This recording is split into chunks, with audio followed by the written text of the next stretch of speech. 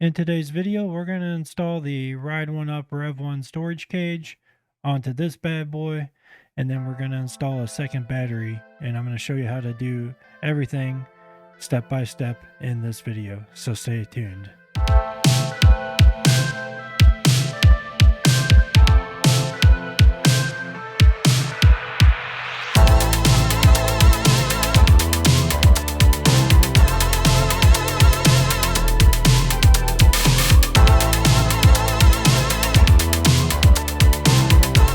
Alright, so to install this, it's literally 4 hex head bolts right there that you have to pull out, and then they supply you with 4 new ones in the box. They might be a little bit longer than what's installed to install the cage. So here's the cage right here, and it's just going to slide right into where this goes.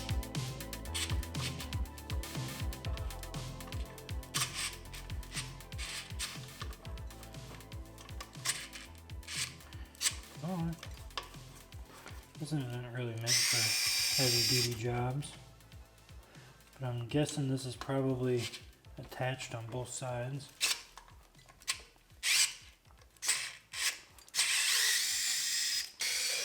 Barely can get to that one. Alright, now if we pull this up, there's where the controller is. Day 2 of the second battery install for the Ride1Up REVV1. I got everything ready to go the last time I did this, and I couldn't find my XT60 extension cable, so I went ahead and purchased one off of Amazon. I have a bunch of this stuff laying around somewhere, connectors and cable to make my own, but I can't find it right now. I'm pretty sure it's in a box somewhere upstairs, but I just need this cable to go from the battery blender up to the second battery. Now this is what we call a battery blender. Now this is a different version than the one that Ride1Up sells, but it does the exact same thing. Make sure you buy theirs when you do this second battery upgrade so that you don't void your warranty. All you need is a battery blender. They sell them on Ride1Up's website, and you'll plug the controller in the one port, which it should be labeled, and then the other 2 ports go to the battery. So one goes to the stock battery. So this cable right here is an XT60, and if you follow it, it goes all the way up here to the cradle for the main battery on the REV1. And then we're going to run another cable, which is this cable, and we're going to run that down through the frame here, up and around and up into the cage that we're installing. So once we get that cable hooked up and ran, we'll put the plate back on here to cover up the wiring, and then we'll install the cage and stick the second battery in there and get it stable and held in place. Pretty much that's the gist of installing a second battery on your REV1. It's super simple. On the REV1's battery blender, you'll know which one it goes to because it will be labeled. Alright, so controller, this cable again goes to the main battery cradle up on the top of the frame, and then we're going to plug this one in. This is with all the batteries unhooked, so make sure you don't have any batteries attached to your bike, even the stock battery. Take everything off when you're doing this so you don't short anything out, but that's all we need. And then we're going to take this cable here, we're going to run it down through the frame. This is a 2-meter cable, so 6 foot in length, just so I can get it up through here. And then we'll go in and zip tie this here. We'll zip tie all these cables together, and then this will run into the cage, and that will be where we connect the second battery up in the cage. So this battery install, second battery conversion, should only take you a few minutes to do. You should be able to complete this pretty quickly. There's nothing to it. It's super easy to do. Now we'll go in and we're going to zip tie this in a couple places to hold everything together. So let's do that. If you hear a bell in the background, that's my kitty cat. She's playing with speaker wire right now, actually. There's that. We're going to do the same thing back here just to make sure we got everything together, if I can get it in there.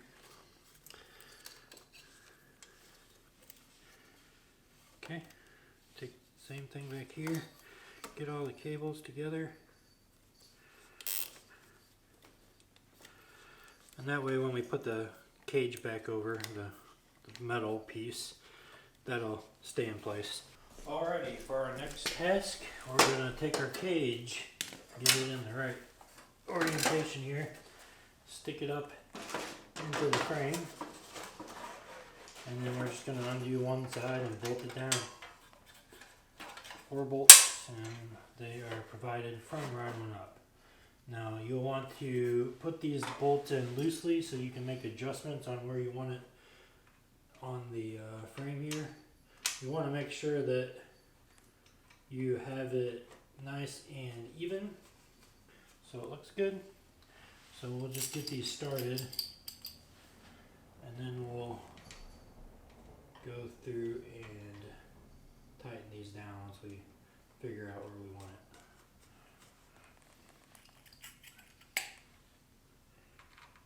Now these are pretty long bolts, so if they provide you a battery cradle with your second battery, then you'll be able to attach another cradle in here and slide the battery in and out really easily, and it'll be secure. I'm using a aftermarket battery, which again you should not use if you don't want to void your warranty. So I'm going to take my cable and run it up through here and tape it down real good. I will make sure that I have this nice and protected so that when it moves around it doesn't cut the wire or anything. So we'll get that all squared away. I gotta go find some electrical tape. Now that I think about it, I might not have any. So I went to Walmart and made me some cutouts with black foam board. You can get this stuff for like a couple dollars at a craft store, or in my case I got it from Walmart. It's about 1/8 of an inch thick, and I basically have 2 sheets here taped together to put on the bottom. And I also taped the side of the blue battery so that it would blend in. You wouldn't see blue through the ridges in the cage. So I taped each side of this. I might tape the this side over here, depending if you can see anything. I'd want it to be pretty stealthy, you know. So we're gonna have 2 pieces of foam board for the bottom of the battery, a piece of foam board for the top, and then I'm gonna zip tie the battery down. So we'll stick this in here like so, and this will offer some protection for when we close the cage, and also keep it black so it doesn't shine through like it did when I just had the battery in here by itself. The next thing is I bought these from Harbor Freight. They're extremely long zip ties. I'm going to run the zip tie up and through the slot here and back down around underneath the cage. I'm going to have to loosen it up a little bit to do that. Alright, so I loosened up these screws here and pushed the zip tie through. And basically I'll come around with the other one and go up in through this slot over here and zip tie the battery down like so. So I have 2 in here for now. Eventually I'll get more. Once I get the zip tie in here, I'll screw this down and then put the foam board back down and get this secure. I think this is going to work. We'll see in the next clip. Alright, we got our zip ties through the slot over there, and this is secured down now so it's not moving anywhere. I put some blue Loctite on the bolts to secure it. I recommend doing that way they don't ever come out unless you need them to with pressure. But this should be pretty good. Loctite does a pretty good job of keeping the bolts in place whenever everything's vibrating. So after my first ride, I'm gonna go and check everything, make sure it's all secure, of course, and go from there. So now we're just going to put the foam board in, then we're going to slide the battery in here like so, and then we'll put that extra piece of foam board up here, and then we'll secure this down, and we should be good to go, I think. Alright, we got it zip tied down. This thing is not moving backwards or sideways at all. I did 3M tape this to the foam board on the top and bottom to hold it in place a little bit better. Hopefully this will secure it down and not cause it to slide in place. I may end up cutting this down on both sides and then putting like a wood piece over it and painting that black. That way I have a solid surface for tools and holding things like that. But that's the gist of it so far. I think it looks pretty good. We're going to go ahead and cut these zip ties off now. And then we'll be good to go with installing the cable and getting everything ready. This battery is fully charged, as well as the stock battery that's going to go up here. So we're going to go out for a ride tomorrow. Alright, I got the cable ran up through here. This wire loom's a little bit small. I might go back and fix this, I don't know. The wire's running down again under the frame, up in that little hole, up into where the controller is. And then it runs out, zip tied all the way up and around. And this is where I came in at. I might actually change this as well eventually, and maybe drill a hole on the bottom for it to come up into. But here we go. Here's the XT60 cable that runs all the way down through the frame. And then it comes up and plugs into here. And then here's the connection, secured, zip tied together. This is the charging port right here. The cable goes all the way down, and it's all zip tied together. Like I said, I think I could have used maybe a size up on the wire loom. But for the most part, all I wanted is this part right here protected so that nothing happens to it when I open and close this. And that's doing its job. And it's covering all the wires, so as long as nothing gets nicked up there, I think that'll be good. Now, if you do want an easier way of being able to remove the battery, you could use ratchet straps here, little ones. They do also make a bunch of different kinds of straps you can use. You could use Velcro even if you wanted. I just think this is going to be a little bit more secure. But if you want the ability to remove it so you can bring it inside and not leave it out in your garage or outside in the elements, then that's a good option for you. But if you bring your bike inside all the time in a temperature controlled scenario, then I think you'll be all right leaving it in there. But for me, I park mine in the garage, so I want to have a way of being able to take it out. So I may end up coming up with a different solution. But for this ride tomorrow, I just decided to go with the zip ties. I think it'll end up looking good.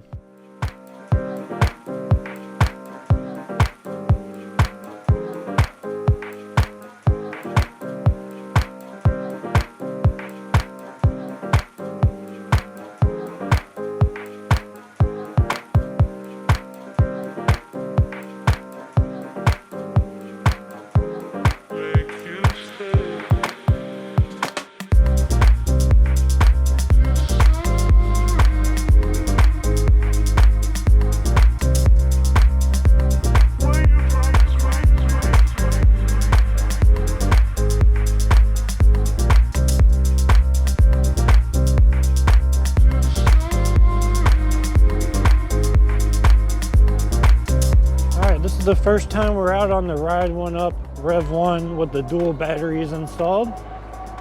We're going to be riding around in boost mode the entire time during this ride so we can see how well it does. Having double the battery capacity, it should be the same as far as acceleration, especially at the beginning, but that might last longer because we have double the capacity. And we should be able to ride around in boost mode for around 30 miles, though we're not going to do that today. We got the GPS speed over here on the left-hand side, so you guys can see exactly what my speed is. Now with boost mode enabled, you can get a top speed of 35 miles an hour, which we have achieved in the previous video. But we should be able to hold that speed for a little bit longer than we would with a stock battery only. This bad boy right here. The other one's inside the cage. Perfect little compartment to hold things. And we got a ton of room because of the way we mounted the battery. I decided to do it horizontal. It fits almost perfectly in there. And I got the whole top half of the storage cage so that we have room to put tools and things like that. But I'm on a mission to get some drone footage of this. As you can see, we're hitting 35 miles an hour. It's fluctuating, but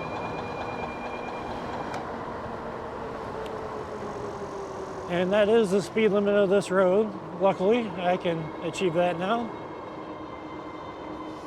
I now have several bikes that can get up to 35 plus miles an hour. So that means more places I can go when it warms up. For some oddly reason, the temperature outside today is 67 degrees. So that's definitely warm enough to go out for a bike ride. It's been really nice this week. I've been working on this video for probably over a week now. I've had to get a couple supplies to finish this out, but dang, look, we're hitting way over 35 now. We hit 37. It's pretty good. I didn't even notice. I might have went faster. Oh, I hit 39. So far this thing's been performing very well.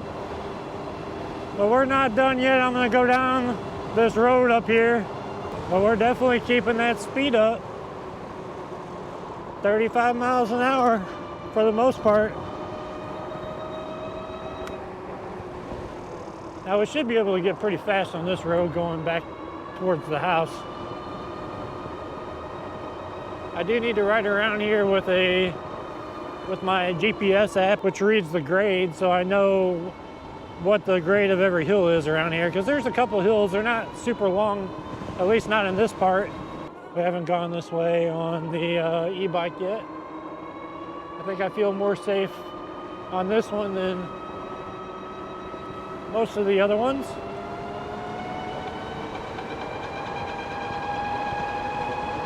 Oh, this is a pretty decent sized hill.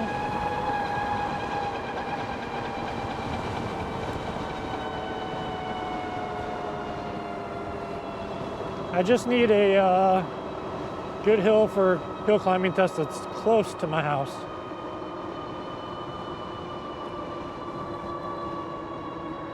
And this seems like it might be a good one here. Finally, I found one. You get such a different perspective when you're out on a bike compared to like a car, because you can actually look around and see more as long as you don't have anybody behind you and traffic's not that bad. Looks like there's another subdivision going in here. Something. Okay, that is a pretty steep hill right there. We got it down to 16 miles an hour. So I think I'll name this road Hill Road. We're gonna go down a hill road and test the hill climbing capabilities of this bike. That's gonna be my next thing. Now we can go in Providence. I don't know exactly where that goes.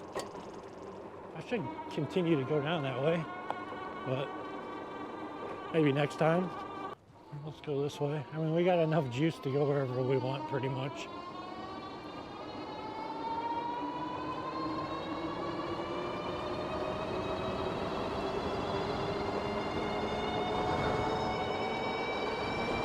We'll stop here soon and see how the battery's doing. Make sure it's staying in there good. We've been gone for almost 6 miles.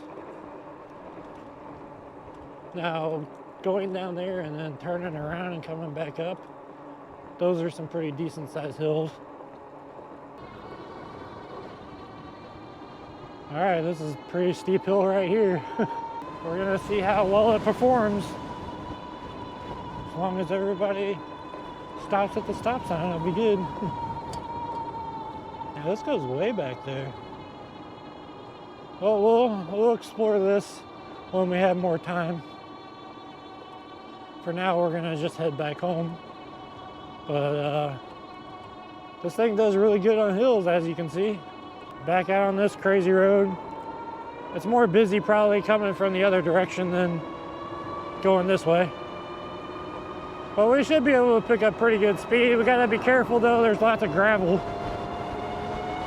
We do not want to hit a patch of gravel.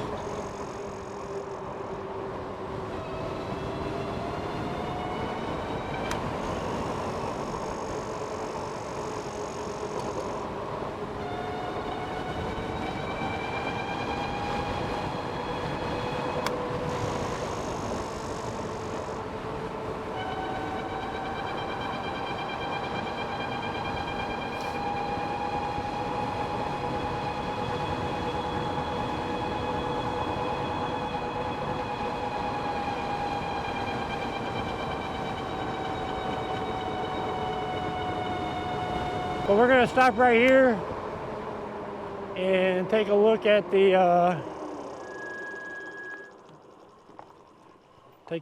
second battery and see how it's doing real quick before we sign off. So this is where we came in at, and it didn't move at all, I don't think. Looks like it did pretty good.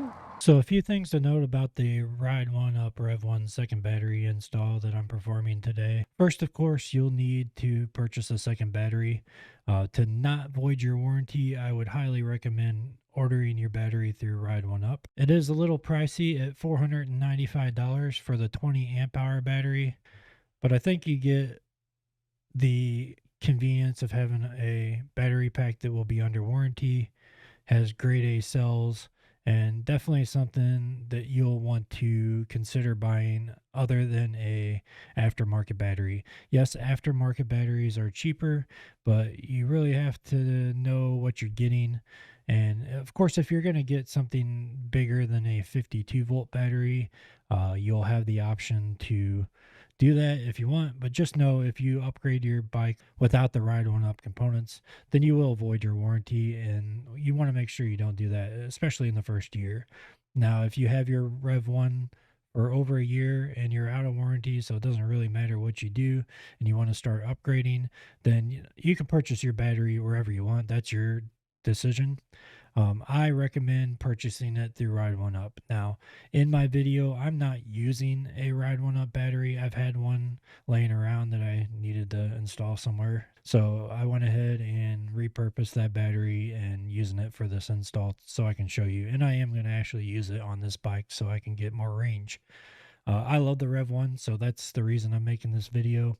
And I want you guys to be able to enjoy it longer. And that's kind of what we're doing here. So the REV1 battery, again, 20 amp hours is $495, but they also have a 15 amp hour. I would just pay the extra money and get the bigger battery. I believe they have the 20 amp hours in stock, so that's good. It also comes with a cradle, but one thing to note is that it doesn't come with a charger. So if you're buying this battery for your REV1, the REV1 charger will charge this battery, but you won't have two of them, you only have one. And if you want to purchase a second battery charger for your REV1, they have those available as well. The price is $125, so a little pricey on something that maybe they should include in the box when you buy a battery. That's the option if you don't want to void your warranty and stay within the guidelines of Ride1Up. There's a lot of companies out there that don't use grade A cells, and we're starting to see that populate in the news. So just keep that in mind. But yeah, $125 for an e-bike charger, that's pretty pricey. But if you don't want to pay that money, you can just use the one. See how that works for you. There are other options out there, just so you know. The REV1 center storage cage, you saw me install that today. That is not necessarily essential to do the second battery install. You can just install the plate on top of that metal piece if you want. But the storage cage looks good. It gives you a little bit more room to put things in there.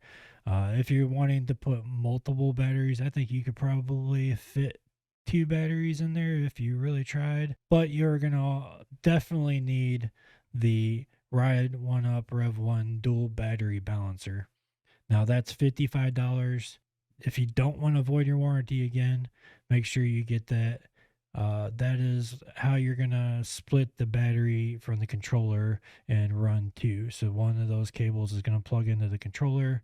One of those cables is going to plug into the stock battery, and the other one is going to plug into your new battery. So this is one of those things you're going to need to buy with your second battery if you want to upgrade the REV1. With this upgrade, you are doubling your range basically. So you should get pretty close to 40 miles on a average if you're running boost mode the whole time. 30 to 40 miles, somewhere in between there, with 2 batteries. So one thing that came up when I was posting about making this video online in the groups, one person asked, if you buy a REV1 and the second battery, will it be installed when your bike ships out? Will it be pre-installed? And the answer to that is no. You will get 2 separate packages, maybe 3 depending, but you'll get a battery. You'll need a battery blender and the bike, of course. I recommend getting the cage as well. It just makes it look so much better, but you don't need to. The cradle will fit on this portion up here, but it does not come pre-installed. That's why I'm making this video, to make it a little bit easier. I mean, it's a super easy process. You'll just need a torque bit, a screwdriver, and just some basic knowledge on how to take things apart. If you can build IKEA furniture, you can do this easily. This is super easy to do yourself. Get a couple zip ties, get a Torx bit to get the main panel off.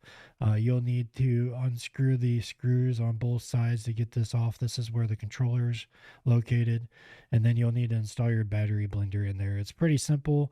That's what this video is about. If you have any questions, if I didn't cover something, or you have a question about something I didn't mention, let me know in the comments. If you haven't purchased a Rev1 yet, I highly recommend the bike. It's unbelievable. Super comfortable, very good riding stance.